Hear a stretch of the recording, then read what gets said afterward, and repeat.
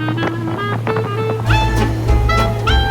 le bonjour à toutes et à tous, ben voilà, aujourd'hui petite journée, nature, Ardennes, mais surtout journée presse pour Airborne 44, le 10e tome de Philippe Jarbinet, ça vous avez deviné, Whiteman, avec une balade dans la région pour visiter les différents endroits qui ont été repris dans l'album par Philippe, et surtout l'immense plaisir que nous avons tous de faire ce circuit à bord de véhicules d'époque. Nous sommes jeudi 27 octobre et pour rien au monde nous aurions raté cette journée. Mais les bestes se déplacent et accessoirement un tout grand merci à notre chauffeur. Il ne nous a pas versé dans le fossé ni rien. C'est un plaisir pour toi de conduire et de faire ce genre de balade? Ouais, carrément, ouais, super. Dès qu'on a une occasion de sortir la Jeep, ça fait toujours plaisir. Surtout avec un temps pareil, dans des endroits pareils, c'est toujours agréable. Tu fais ça depuis longtemps? Bon, ça fait une dizaine d'années que j'ai ma Jeep, donc ouais, dès qu'on peut la sortir, que ce soit en hiver ou en été, on n'hésite pas à le faire. Et mordu enfant ou bien c'est devenu une passion sur c'est le tas? petit à petit avec surtout les films qu'on voit à la télé, et ça, quand on est gamin, ça fait toujours rêver. Voilà, on peut aboutir. Eh ben, en tout cas un tout grand merci, on apprécie fortement, mais vous allez voir maintenant le reportage après. Allez, à tout de suite.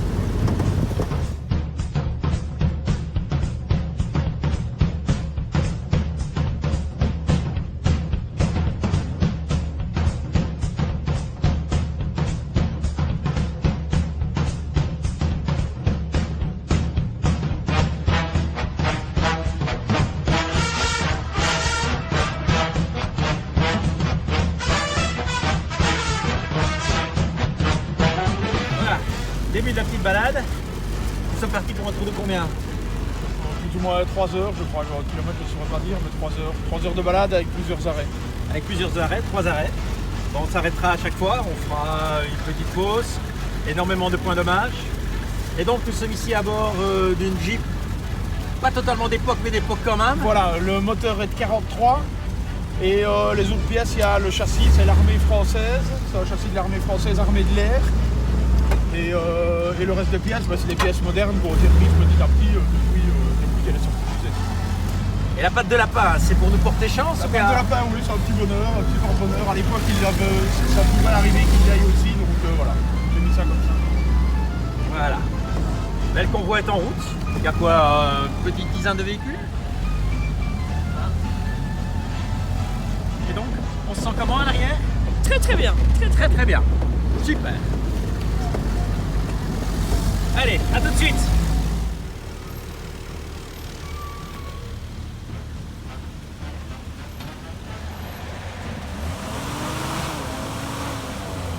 Alors évidemment, dans ces petites routes d'Ardennes, le problème, c'est quand on croise un camion. Mais ça fait partie du charme.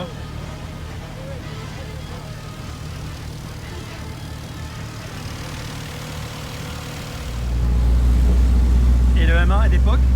Non, c'est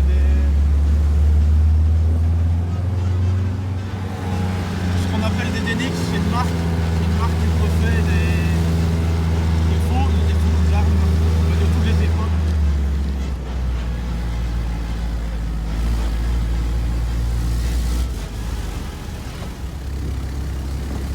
Le décor d'une descente de l'album. Donc les Américains étaient là-bas en bas. Et ils sont montés. Et ici dans les bois. Les attendaient les Allemands. Vous le retrouverez à la page. Cherchez bien.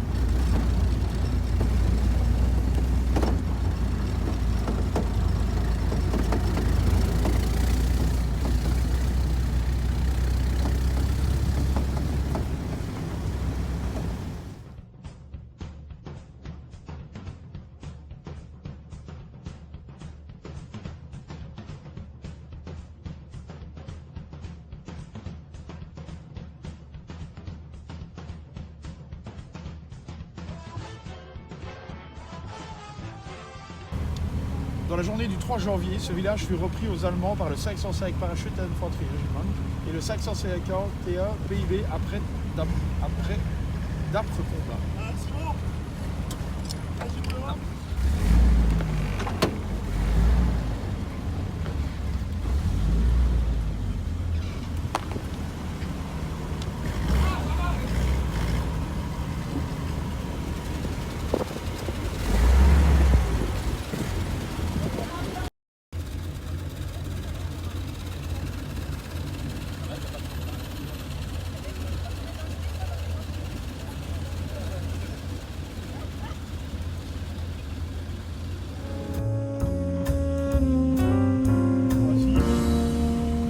D'énormes pertes, ils redescendent, ils reviennent ici. Les Allemands sont eux dans le bois à la roue et ils les prennent plus ou moins par surprise à la baïonnette dans le cercle de la maison.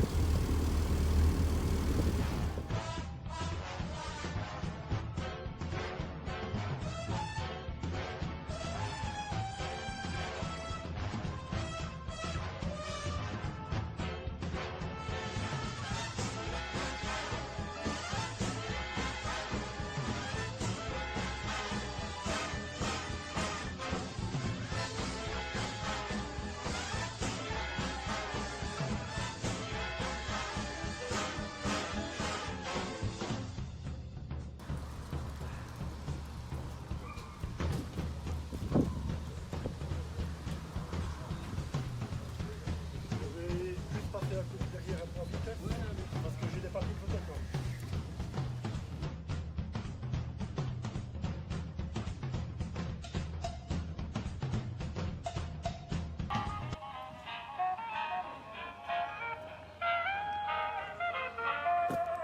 Finale et la fin, puisqu'on revient ici. Et donc, quand Dickfield, en fait, qui j'attribue l'action de Dickfield, Virgile, quand il revient ici, il y a le poste médical et dans la vraie vie, Dickfield avait les pieds gelés, donc il n'a pas pu repartir au front. Et mon personnage, en fait, Virgile, le voit dans une des dernières pages, en fait. Et voilà, il dit qu'il a les pieds gelés, mais en même temps, Dick n'a pas de rôle actif dans la bande dessinée, parce que je n'aurais pas osé. Il fallait juste le laisser comme figurant, et puis à la fin, évidemment, il y aura dommage, parce que c'était compliqué de ne pas faire vivre des actions fictives à des personnages réels. Donc c'était la façon dont j'ai pu résoudre le problème. Voilà. Donc ici, on va faire une petite... on va leur rendre hommage, c'est tout. Simplement. Et Madeleine, en fait, c'est son papa, c'était la ferme familiale. Voilà. Les grands-parents, mon grand-père, mes deux oncles, voilà. Ils faisaient la résistance, la marche de production, et puis mon père qui était prisonnier voilà. Et donc j'ai réutilisé une photo qui avait été envoyée à son papa, à votre papa, alors qu'il était prisonnier de guerre, et la photo figure dans l'album en fait. J'ai refait la photo comme en 42, la ferme. Voilà.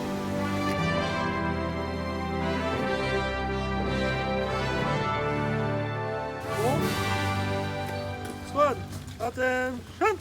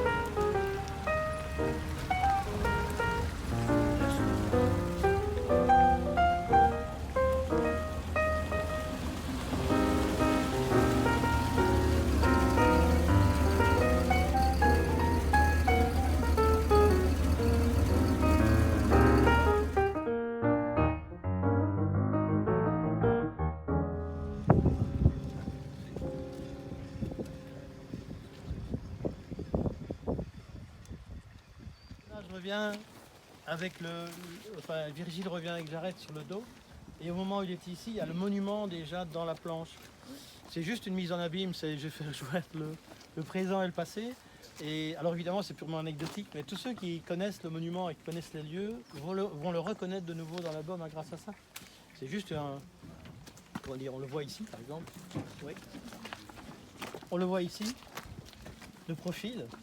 Donc l'idée c'était vraiment de reprendre le bois tel qu'il est dans l'album. C'est juste un jeu auquel je me suis prêté, mais voilà, c'est le sujet de cet album-ci. Et c'est lui qui va mourir là-bas, Philippe.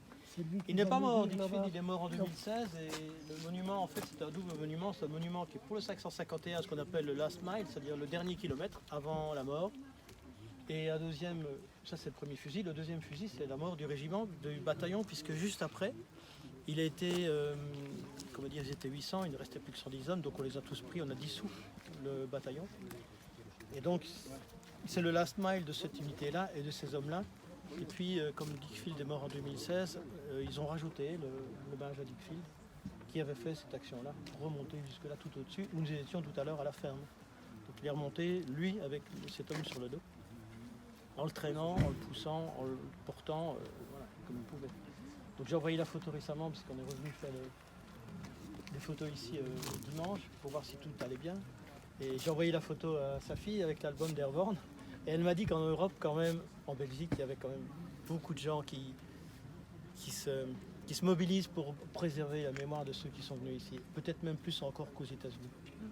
C'est pour ça que certains soldats qu'on retrouve en Belgique sont réinhumés en Belgique, alors qu'on fait l'analyse génétique aux États-Unis.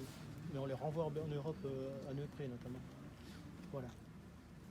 Et Dick Field, ici, une partie de ses cendres, après il dit, mais je n'ai pas vu, c'était en 2017, c'était en janvier 2017 je crois. Une partie de ses cendres a été répandue dans le pré là, par sa fille. Donc une partie de lui est toujours là. Enfin, c'est symbolique. Et il y a beaucoup d'Américains qui reviennent disons que pour ça la fait. mémoire, Il y a des non? gens qui. Il y a des Américains, c'est plutôt la famille. Ouais. Parce que les vétérans, Eddie peut en témoigner. Il y a 551 unités de Dick Field, ici il en reste encore 3. 3. Il y en a un qui est décédé il y a 2-3 mois. Mais ils sont plus en état. Malheureusement, eux, ils ne sont plus en état de voyager. Il y a encore des vétérans qui reviendront vaguement en décembre parce que sur la masse, il y en a encore. C'est les dernières années. Ils ont tous 95, 98 ans. Ouais. Bon, j'entends même aux États-Unis, les échos, ils vont essayer de les faire revenir jusqu'au 80e anniversaire, dans 2 ans. Puis ce sera vraiment Terminé. la transition entre ceux qui ont connu les vétérans et ceux qui pourront dire qu'on les transmettre. Ouais. C'est ça que j'aime bien, c'est que M. Jardinet fait. Mais je parraine une tombe, on est nombreux à parrainer une tombe dans un cimetière et ça a permis par exemple de retrouver la famille. Et donc ils sont venus en Europe en 2015, le petit-fils. Donc on a refait en fait le parcours de son père depuis l'arrivée à Auer-Beaumont. Tous les endroits où son grand-père est passé. Et il a été tué le 1er janvier 1945 à Bras-sur-Lienne. Et Bras-sur-Lienne, je crois que c'est autour de l'an 800 la création du village.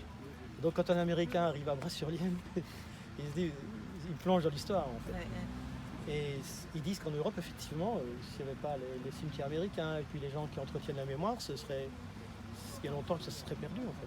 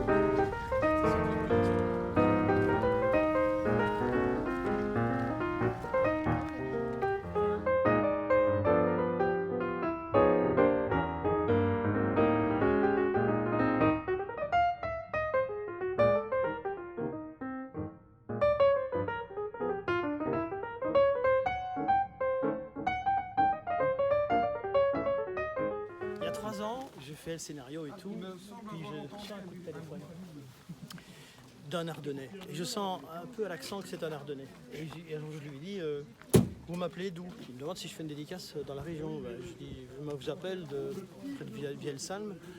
Et je lui dis, mais plus près d'où? Alors, ben, près de Grand-Halleux. Et près d'où? Et là, je sens une petite ville, il est d'ailleurs là, au téléphone, ben, à Roche-Limballe, j'habite à Roche-Limballe. Ah, je dis, et où à Roche-Limballe? Et là, il croit vraiment que je me moque de lui. Hein. Et je dis, j'habite au numéro 14. Vous êtes dans la boucle alors? Ben oui, eh bien, je vous jure que c'est vrai, mon album se finit dans votre jardin. Et il est là, il peut en témoigner. L'album se finit effectivement dans le bloc ici derrière vous. Et comment est-ce que quelqu'un que je ne connais pas me téléphone et me parle de quelque chose que je suis en train d'écrire et que personne n'a lu? Et là, il y a une forme de... C'est le hasard vraiment qui intervient, un peu comme dans l'album, tout le temps. C'est comme si on voulait nous dire quelque chose. Ouais, c'était quelque chose de vraiment très étonnant. Voilà.